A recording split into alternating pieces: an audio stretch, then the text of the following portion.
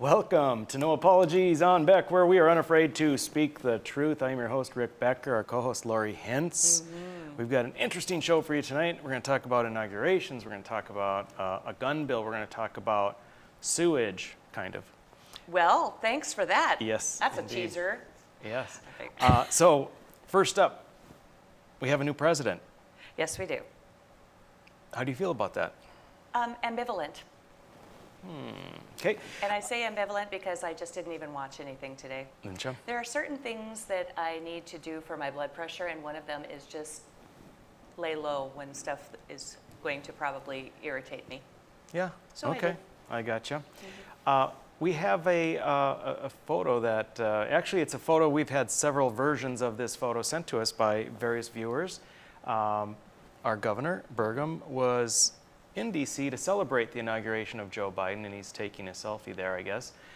And so, yeah, I don't know if he had an enjoyable day. I don't know about the weather. I don't know anything about it because I was busy doing other things like legislature stuff. I also saw pictures of Kristi Noem. Did The you? South Dakota governor was there also. Was she? Yes. I see. So I saw photos of her there as well. All right. So one of the things I want to bring up here is I want to continue to point out how things are so different and there is a double standard. And the reason I want to reinforce this over and over and solidify it in people's minds is because of what I believe is coming.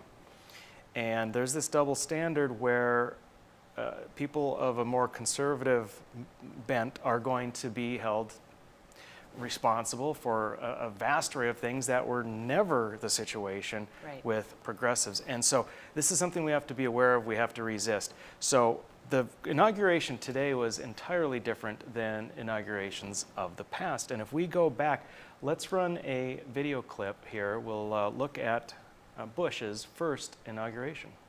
Campbell Brown, let's go back to Maria Shriver. Maria? Tom, the protesting is now very intense as we're coming up here. A lot of National Organization for Women screaming fraud. Bush stole the election. The police are now in about 3 or 4 rows deep along here trying to push back protesters. On the day George W. Bush was inaugurated, tens of thousands of Americans poured into the streets of D.C. in one last attempt to reclaim what had been taken from them. They pelted Bush's limo with eggs and brought the inauguration parade to a halt. The plan to have Bush get out of the limo for the traditional walk to the White House was scrapped. Bush's limo hit the gas to prevent an even larger riot. No president had ever witnessed such a thing on his inauguration day. So, Yeah, there was at one point a peaceful transition of power, but those days I fear are gone. yeah. What's interesting is I think if you ask the average person what it was like for Bush's inauguration day, no one would be recollecting, because what you hear now is as though it's the first time that people are discontent with the outcome of an election, that it's the first time that people have said the election was stolen, when in fact they did say that. Over and over again, Yes. numerous times here. Yep. They refused to accept his presidency. Right. And so this is not... This is nothing new.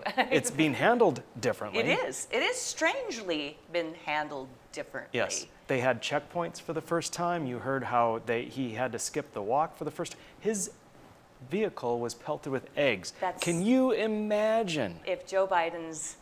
Oh, my Yeah, Lord. I can't even imagine. Yes. It is a little different. But it is nothing new. And it was after that, it was another president that had the same sort of thing. Well, we have a clip for Bush's second inauguration. So even after 4 years, even after 4 years, we see what's happening for Bush's second inauguration.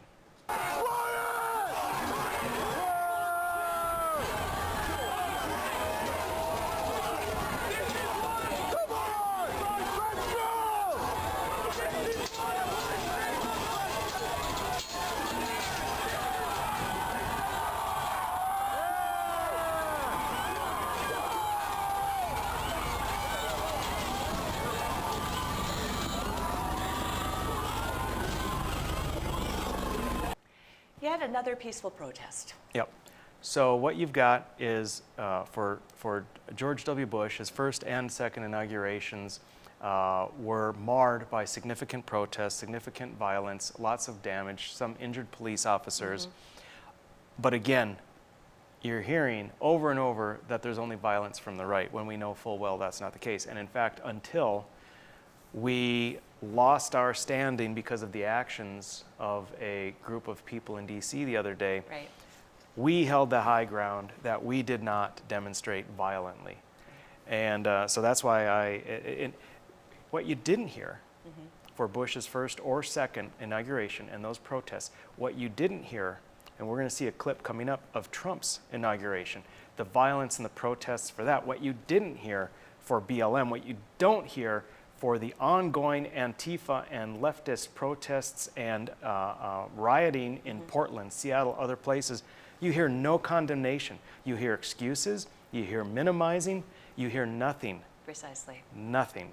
Yeah, the demonstrators who protested the irregularities of the vote were doing this for Bush, HW, GW, also Trump. They've all been saying the same thing, but you don't hear that in the news. Yes. So let's go up to Trump's inauguration and take a look at that. Blocks from the White House, but far removed from the peaceful transfer of power, anti-Trump protests turned violent today. More than 200 people were arrested. 6 police officers were wounded. Here's Errol Barnett. Vandalism aimed at downtown businesses prompted riot police to descend on these unruly protesters. One demonstrator threw a flashbang grenade back at police. It exploded in an officer's face, leaving him with minor injuries. Just awful stuff. Officers arrested 217 protesters. CBS affiliate WUSA said 6 police officers were hurt during the protests, including 3 who were hit in the head with flying objects during the Trump inauguration. So again, significant violence, significant protesting on Inauguration Day. Now here is another scenario. Trump and people who supported Trump are labeled as fascists. Correct. One of the primary things fascists do is to silence free speech. So when Trump was inaugurated and those people were protesting and they were saying that he stole the election and saying that it was rigged, he as a fascist, you would expect, would have Silenced them, you would silenced, think, yes. right. He would have taken actions to silence their freedom of speech, except he did not. That never happened. Again, what you see is that's what's occurring on the left to silence the speech of those on the right. And there's such a pattern. You can see the pattern if you look over and over, that it is one side being violent, the other side not being violent. It's just been year after year and election after election. Yep. Well, when Trump had the massive rallies before, there was not violence. When the Tea Party had the massive rallies before, there was no violence. These guys that broke into the Capitol, they screwed us over big time. They did. Now, here's the thing, and this is important, a good takeaway as we approach the end of the segment. We on the right condemned those that broke into the Capitol. We condemn violence wherever it occurs, whether it is our side protesting or whether it's the other side protesting. With the very, very strong condemnations that came from the right for those that were allegedly Trump supporters that broke into the Capitol, caused damage, caused violence, they were condemned widely. What happened today at Biden's inauguration? Nothing. It was, as I see it was Joe Biden's quiet and calm inauguration day. Now, do you suppose that if the left, if the leaders in the Democrat Party and on the left had any sense of propriety, had any sense of integrity, had any sense of consistency in what they declare for one side as well as the other side, if they would have condemned and if they would continue to condemn the violence that comes from their side, do you think they might possibly help quell the violence just a little bit? Maybe so. If they demanded an end of the violence from their side, it might help, but they refuse to do it. In fact, they stir it. They encourage it. Yep. And it is a terrible double it's the standard. opposite of what you see on the right. Precisely. And I think it's horrible. And I do think that it will come back to bite them I hope so. eventually because U.S. citizens are not going to stand for it. No, we don't stand for that. All right. Okay, we're going to be back. In our next one, we are going to be talking constitutional carry in our next.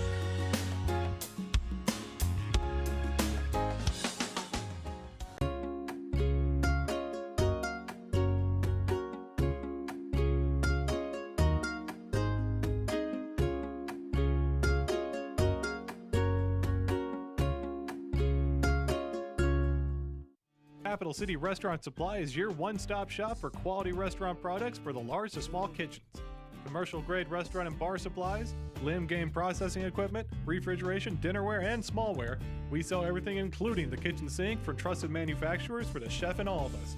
Open to the public since 1971, we are veteran-owned and North Dakota proud. Let us take care of your restaurant and home kitchen needs today by visiting us at 1414 Interstate Loop in Bismarck or on the web at capitalcityrestaurantsupply.com. Hi, I'm Dennis Haugen, along with my sons Andy and Mike, and we're showing our support for wind energy in North Dakota. Wind energy has provided farmers like us with a steady stream of income that's not tied to the weather like crops and cattle are. Another bonus is that wind farm owners are required to maintain the roads leading up to the turbines. Because of that, oftentimes these roads are the best in the county. Wind energy is good for landowners, it's good for the land, it's good for our economy, and it's good for North Dakota.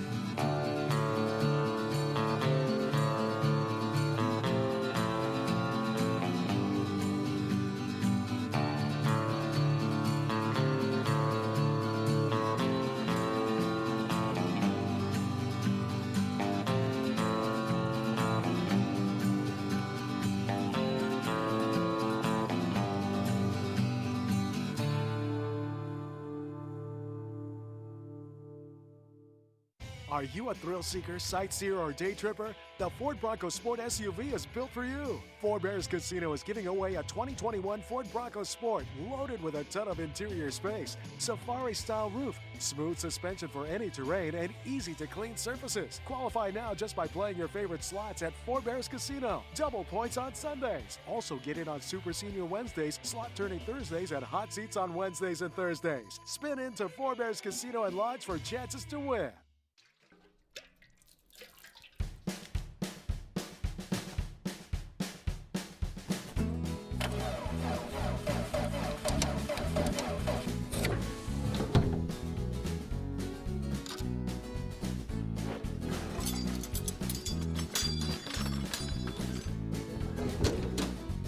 Some things in life are hard.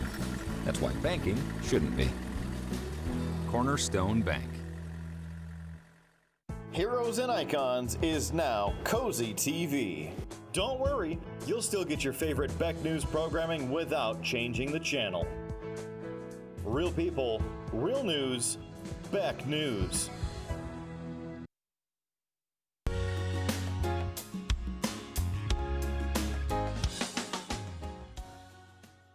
Welcome back to No Apologies on Beck. We're done with inaugurations. Yes. We're done with condemning the left. It's gone. For now. We're done. But we are going to talk guns again. Guns. That's all good. Guns. We like that. Constitutional carry. This is a bill that I sponsored in 2017 and was passed. So constitutional carry essentially means that you get back to what the Constitution intended with the Second Amendment, and that is that you can carry a weapon, and there shouldn't be anything infringing on it. Now, no restrictions. Right. Constitutional carry is a little bit of a misnomer. It's really, it's more like our law is more of a permitless carry, because right now you can't carry concealed. I shouldn't say right now. Prior to 2017, you couldn't carry concealed unless you had a concealed weapons permit, went through the testing, had the card and all of that. Constitutional carry or permitless carry now currently allows people who have been a resident of the state for at least a year to carry concealed, and they don't need to go through a concealed weapons permit. And so that gets us closer to the intent of the Constitution. Right. Still a long ways to go. You have to be 21 and this and that. So one of the things that we did back in 2017 is we put some of these things on that I thought were marginally palatable for the purpose of being able to get it through and passed and into law. Was the intent to go incrementally and go back to the original, or was that not necessarily in your sights? That's always, yes. In your sights. So the intent originally was just to put it through the best we could. However, in January of 2017 is on the heels of DAPL. Oh, that's we had a ton of out-of-state protesters coming in. Now, weapons weren't a huge thing, but nevertheless, there was this sentiment throughout the state, certainly in the legislature, that out-of-state people bad, in-state people good. Right. And so we put this residency requirement of 1 year, which has no place in a constitutional carry bill. but we felt that that was likely the only way to get it through. And so what I have this time around is to improve constitutional carry. Excellent. It's House Bill 1293 for those of you that are following along with bills and want to contact your representatives and senators. Subtle hint. Yeah. If we pull up the first graphic, so I'm highlighting maybe some of the more significant parts here. So in this bill, you can carry a handgun, concealed or in plain view, and we get rid of the hours. Oddly enough, you could open carry, meaning you had a gun on your belt or whatever, and it was in plain view, but you could only do it during certain hours. during daylight. Right. And so it's always seemed ridiculous to me that in the winter you could carry a gun until 5 o'clock. Right. But in the summer you could carry it until 10 11 o'clock. Or, right. yeah. Right. And so anyway, we are getting rid of that. Okay, next graphic. We've got this aspect of getting rid of the residency requirement, having a valid driver's license or state ID for at least 1 year. Now, for those confused, when things are struck like that, and there's a line through that, that is what they do with bills, to take parts of them out. And so it's not a typo or mistake. That's your graphic, isn't it? Thanks, Lori. Yeah, and that's important. If you see anything, so I'm highlighting actual text of the actual bill. Original bill. And as Lori said, if it has a line through it, that means existing law those words are being removed. And if it's underlined, that means it is not an existing law, but those words are being added. Excellent. If neither of those is true, then that means it's existing law and stays existing law as far as those particular words. Thanks. So this would remove that part that says you have to have a driver's license for a year. The idea is that if we recognize that law-abiding citizens can carry a weapon, and they are not the people we need to be worried about, it's the people who break the law that would ignore the law anyway if it's in place. And there's nothing magical about the boundary of our state in which that sort of human truism and exists. a valid 1 year valid driver's license was that 1 year that you were talking about residency. Yes, exactly. All right, next one up. This one may sound more difficult to agree with, but this one says if you are carrying concealed, you must tell an officer that you are carrying concealed. And if you have a concealed weapon permit, you don't need to inform an officer.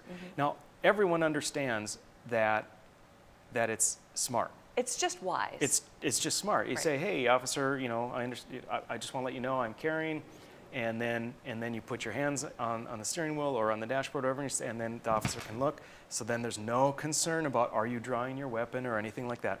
The reason this is, I think, reasonable to include is because an officer must take the position that the person that they've stopped could be carrying a weapon, could have a dangerous weapon. Right.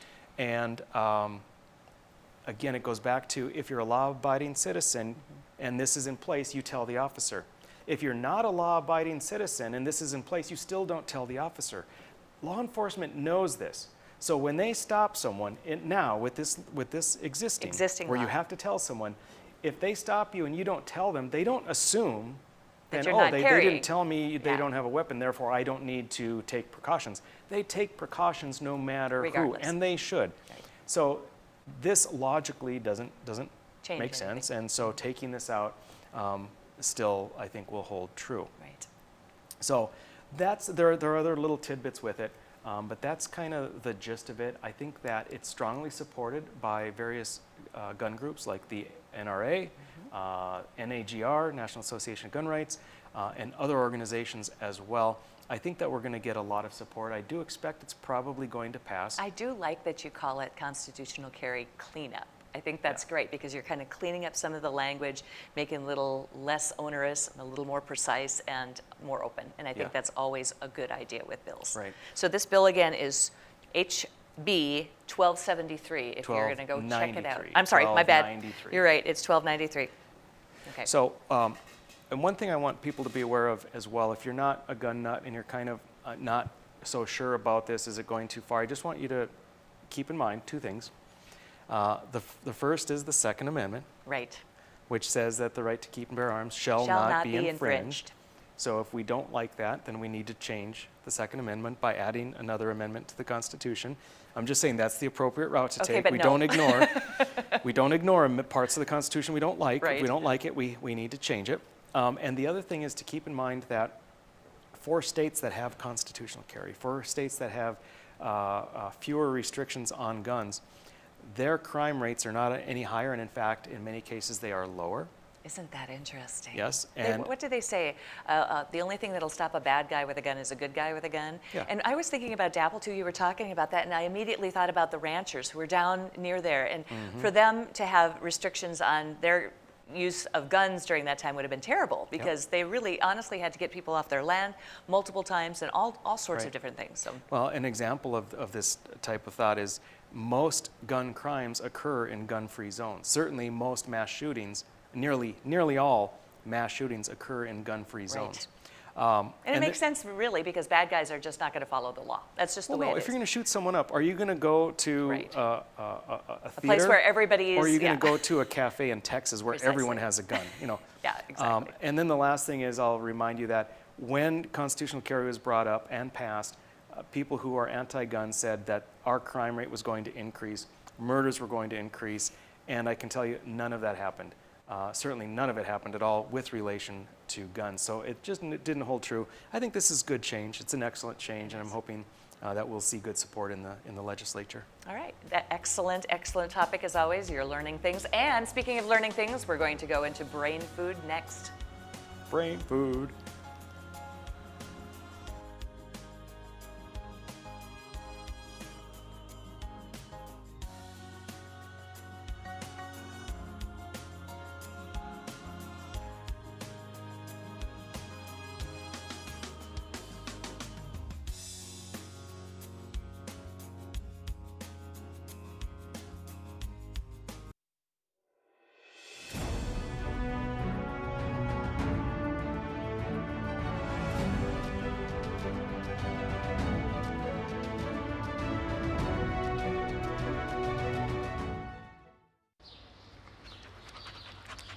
Jeez, what a mess. Look at that. There's roof stuff everywhere. It's so embarrassing. Ruins the neighborhood. Come on, humans. Let's get this fixed. Don't let your roof go to the dogs. Call America's Best Contractors for your free estimate. Need a new woof? After checking with the rest, go with the best. America's Best Contractors. 258-2412. Online at americasbestcontractorsincorporated.com. In southwestern and south central North Dakota, on any given day at any given moment, a Dakota Community Bank and Trust customer is logging in or signing on to do their online or mobile banking. We believe that community banking can blend both the past with down-home customer service in-house and the future with modern banking conveniences and technology for our customers anywhere, like here or here, all while honoring our long-standing tradition of community-first oriented banking here at Dakota Community Bank and Trust. My wife was diagnosed with early stage Alzheimer's. We talked about it and we kind of decided we'd be a little bit proactive and try to start making provisions. So we started looking here, and Eventide worked out to be pretty much the perfect answer. I guess I didn't expect it to be so nice. The staff here were terrific. We enjoy it. Beck News brings you real people and real news. Every weekday on KNDB, KNDM, and KRDK. Start your evening with the Dr. Duke Show at 4. Take a fresh look at current events with Ladies of Another View at 4:30. Go down the road with Joel at 5:30. Watch No Apologies with Becker at 9. Cap off your night with No Filter with Debbie at 10. Beck News. Real people, real news. The professionals at Superior Glass provide residential and commercial glass installation and repair services in central and western North Dakota. Superior Glass is your source for stained glass projects, mirrors, windows, touchless, and automated entry solutions. Stop by and see us at 3323 East Broadway in Bismarck, or call us at 701-258-5600. Superior Glass, where you get superior service for less. Bye for now.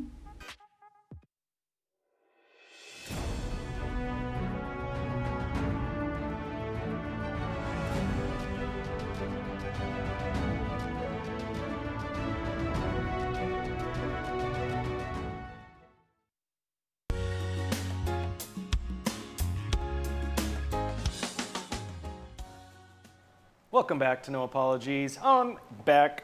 We're doing brain food. We're doing brain food. Brain food. A Kind of little in the early? Middle of the show today. But I'm a you little know what? hungry. My brain is a little hungry. Yeah, I know, mine's starving. So after today, I really did not give it a lot of food today. So I am going to start with my very first brain food word today, and the word, a little hat tip to Ron, who sent me some words, and I love that the listeners, the viewers are now already sending us words for brain food, so that's cool. Feel free. It's very helpful. So the word that we chose today is intrepid. Now, how would you use that in a sentence? Well, there's a couple of different ways you can use it. Generally speaking, an intrepid reporter would be one way of putting it in a sentence. Intrepid is an adjective that means, it's from late 17th century, from French intrepidi or intrepide or Latin intrepidus, which means from not alarmed, basically, not worried, fearless, adventurous. Some similar words to the word intrepid would be things like unafraid, undaunted, dauntless, undismayed, unalarmed, unflinching, unshrinking. Some of these get really great as we go here. Unabashed, bold, daring, audacious, adventurous, dashing, heroic, dynamic, intrepid, brave, courageous, valiant, valorous, stout-hearted, lion-hearted, stalwart, and then they get really cool, ballsy, plucky, gutsy, spunky. Wow. Intrepid. Wow, wow, wow, wow. I know, right? I like that word. I mean, that's a word that one would really like to be called, intrepid. Now, wasn't it the USS Intrepid? Something about Star Trek? I think you might be right. I'm not an avid Star Trek person, Trekkie. Yes. I think it was Intrepid.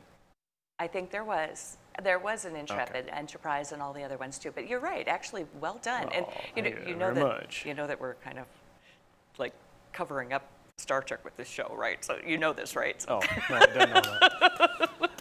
All right. Yeah, my Trekkie husband was really mad. No, I'm not kidding. Okay. Moving on. I've got my little nibble here of brain food. The first inauguration of Andrew Jackson. We're talking about inaugurations earlier.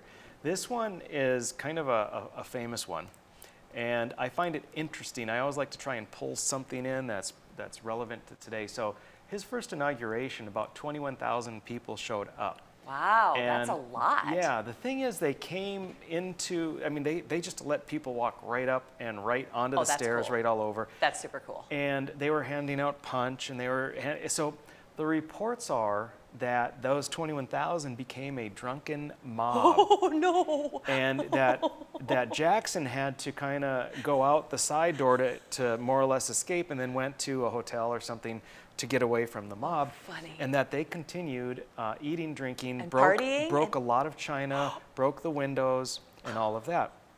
So here's the part that I'm finding pertinent to today. Okay. When you read a little bit more about it, there's disagreement about what actually happened. Oh. Because you've got two sides. You have some of the reporting that said all of this occurred, but then you have other reporting and supporters of Likely Jackson. of the people who were actually there. Well, yeah, but and so it's right. And so the supporters of Andrew Jackson said, no, that's not true at all. This is what happened. The windows were open so they could pass punch out. Nobody broke the windows. And you have these two completely disparate accounts of what occurred. Do you have what year this was? 1829. 1829, and Yeah. already we had fake news. Yeah, exactly. One of those two sides is fake news. Right. And so you have each side doing its account. I find it interesting. It is interesting Yeah. that, it never changes. It's always No. the same, and just, the media changes. That's it. The medium on which The medium of the media. Right. That's all true. All right. Word number 2 for me for brain food today is insipid. So insipid is a bit different from intrepid. It's kind of one of those things you don't want to be called, and it is an adjective that means lacking flavor, like mugs of insipid coffee, or the opposite of tasty. So tasteless, flavorless, unflavored, savorless, bland, weak, thin, like the worst cup of coffee you've ever had in your life is insipid, watered down, unappetizing, unpalatable. Also, it can mean lacking vigor or interest. So as in, many artists continued to churn out insipid, shallow works. I love that too. Commonplace, middle of the road, run of the mill, that is insipid. Very, very interesting. I like that word, unimaginative, uninspiring, flat, boring. Insipid. I Mhm. like it. Don't be insipid. I don't believe that there was a USS Insipid. I'm pretty sure not. No, be intrepid, do not be insipid. Yeah. I like it. Okay, back to my number 2, brain Okay. food. We're going back to inaugurations, and much has been made of Trump not attending the inauguration of Biden.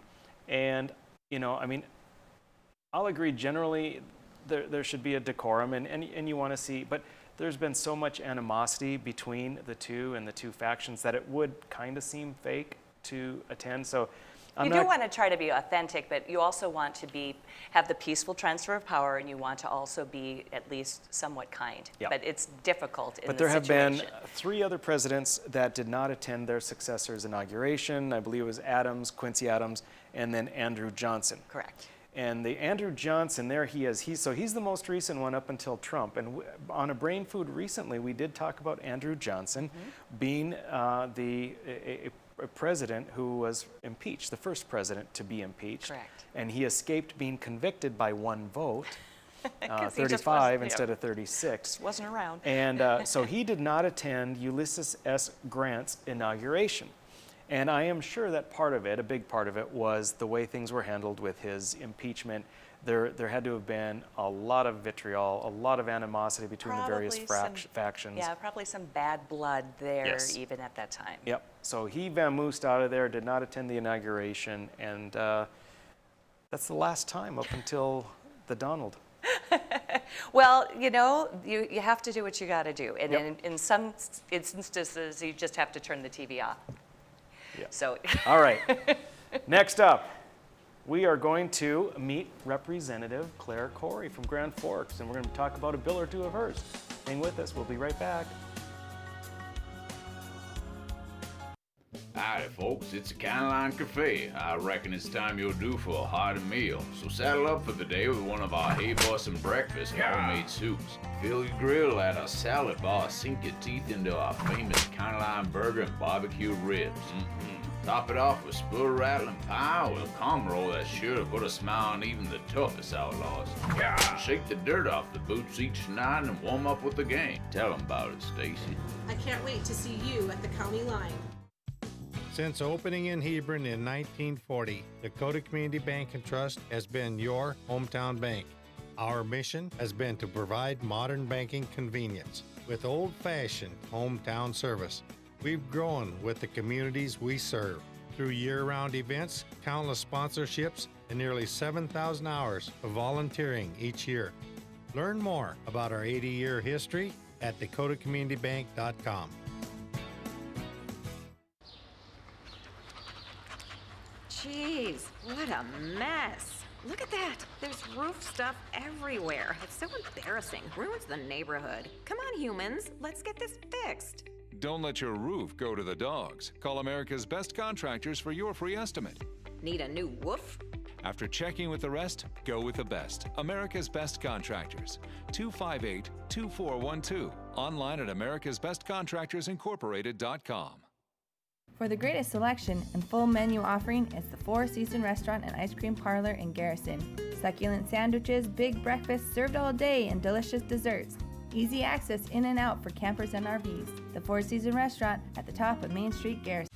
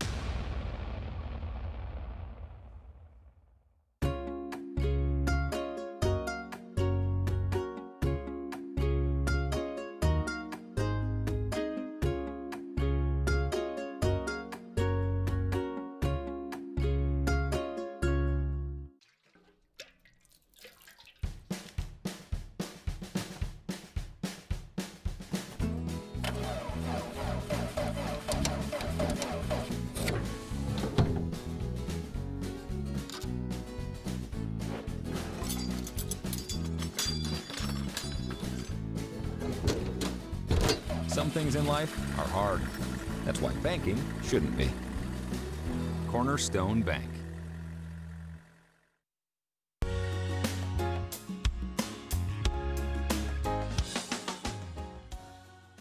Welcome back to No Apologies on Beck, your after-hours oasis of sanity. I'm your host, Rick Becker, co-host Lori Hintz, and a special guest who will now be introduced by Lori Hintz. I am so excited because we have another freshman legislator. We had the older one here earlier, but this is Claire Corey from Grand Forks, and she is from District 42, and this is your first session. Congratulations. Thank you. Excited for you, and how's it been going so far? It's been really busy. I didn't know you guys did so much work.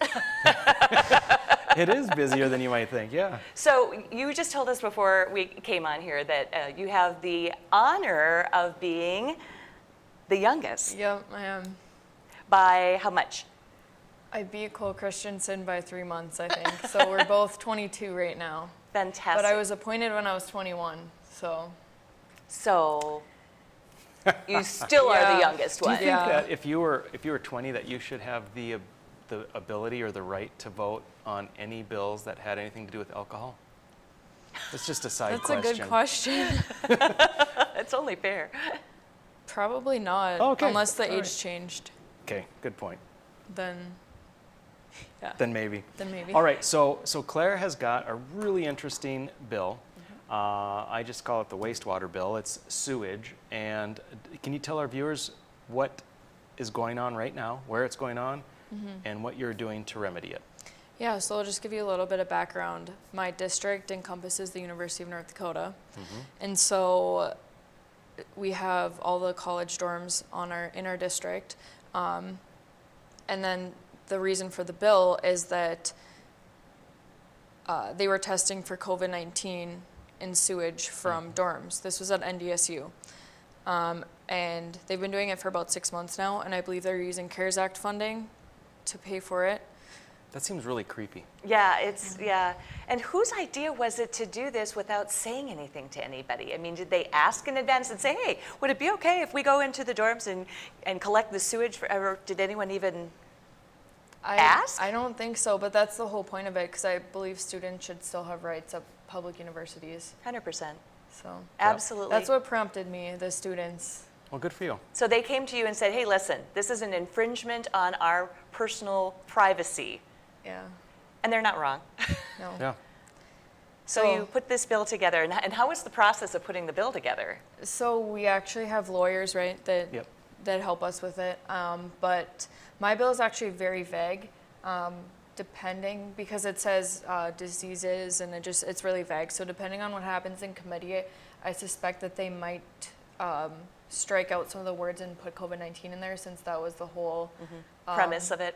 Exactly. And then depending on the location, we might narrow it down to public university buildings, or we might just leave it as is. We'll see what the committee does. Well, I heard, and I cannot source this, but I remember thinking to myself, are you kidding? When they told me that there were far more places that were testing for wastewater than we were even told. Things like communities and not just the dorms, but other places. Yep. And that really was disturbing to me, because I kind of heard that as a rumor, and I thought, well, that doesn't sound good. I don't think I would be very pleased if I learned that they were testing the Bismarck water and sewage. Well, the thing is, if they can narrow it down and test a dorm, they can narrow it down and test an apartment building. And if they can do that, they can do it to a house or a block.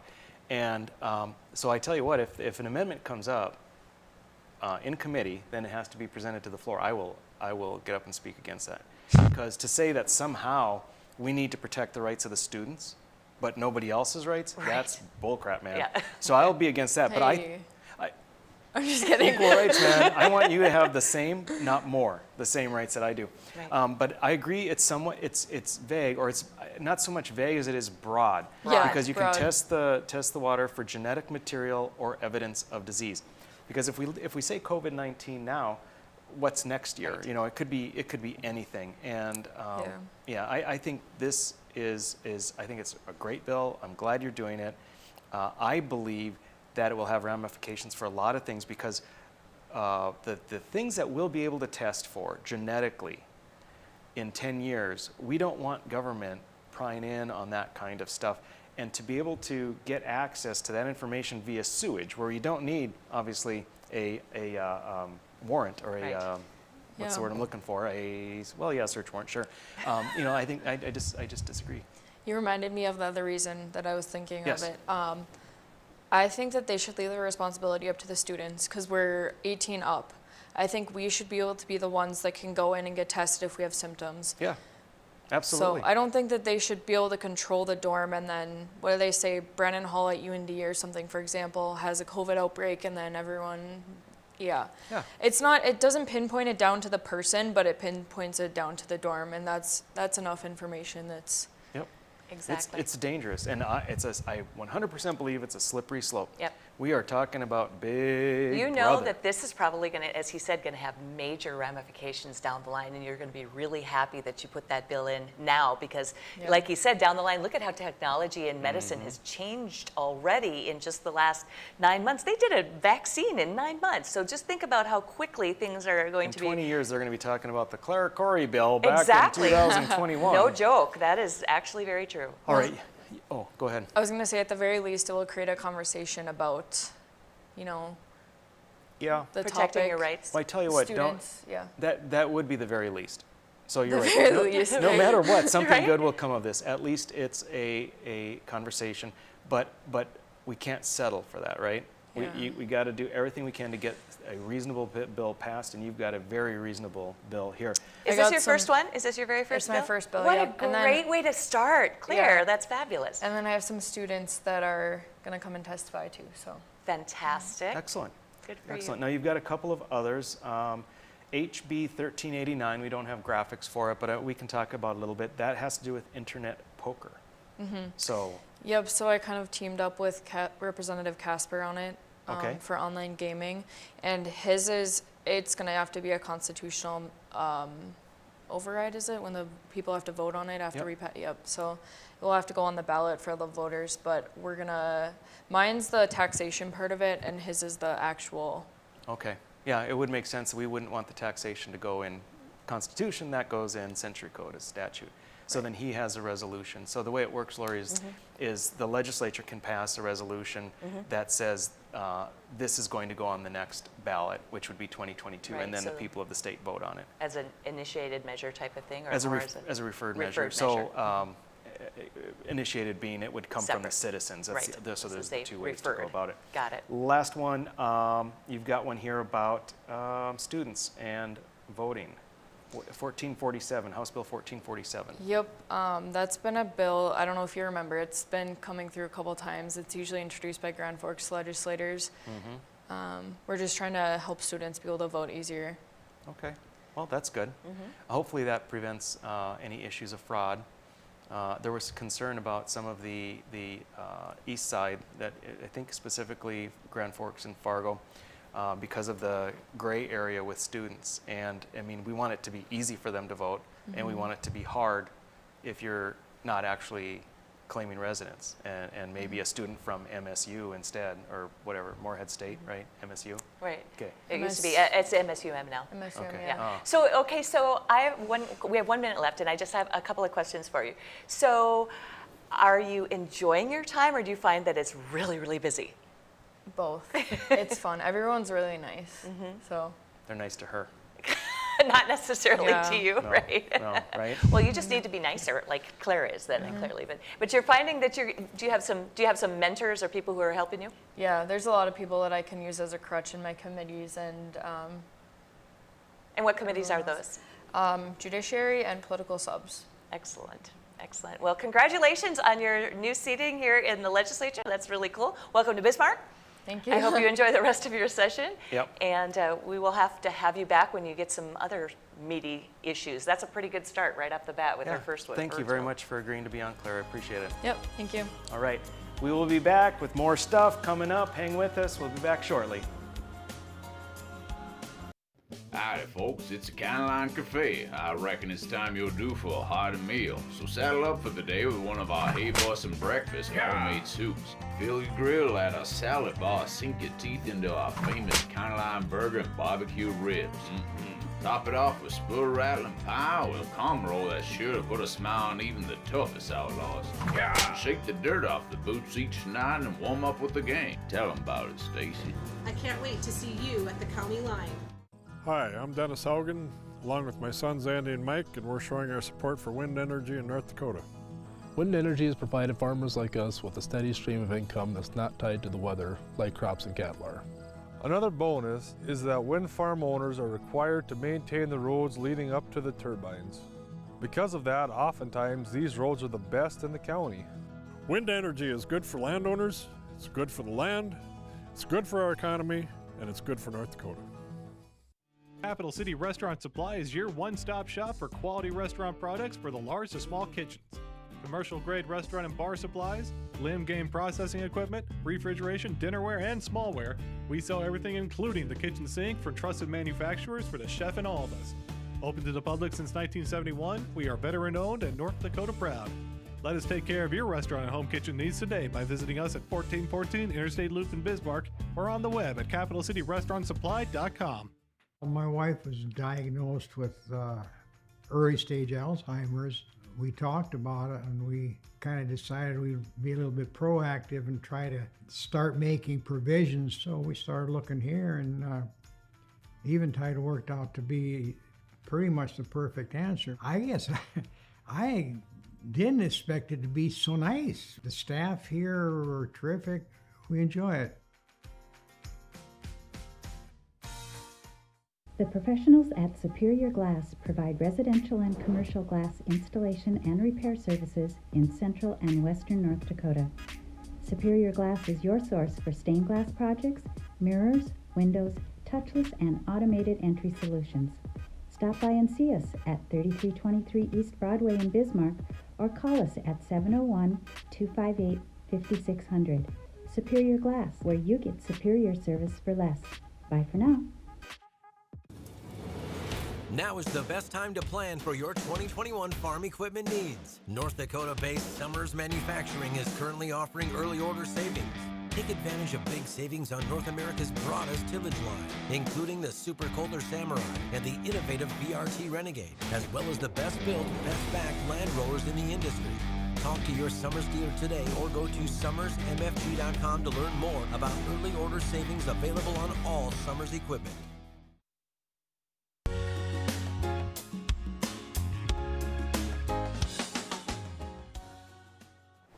Welcome back to No Apologies on Beck.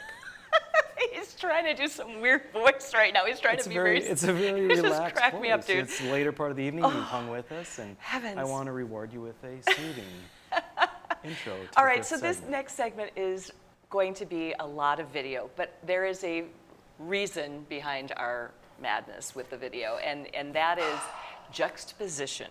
Juxtaposition, a good word for brain food. Mm-hmm. So we are dealing with House Concurrent Resolution 3007, which is a resolution which will, if passed by the House and the Senate, will immediately end the state of emergency declared by Governor Burgum. So this was in testimony yesterday, was it? Mm-hmm. Yeah. And we presented that, and I found it very interesting because a couple of the big reasons given of why we should not end the state of emergency were twofold. One was that if we end the state of emergency, we won't be able to still have kids do their education remotely or long distance. Right. That turns out to not be true after I checked with the lawyers. The second and the biggest thing is the alarm. We're going to lose federal dollars. We're going to lose CARES funding. Mm-hmm. And again, after checking with the lawyers and legislative counsel, that is absolutely not true.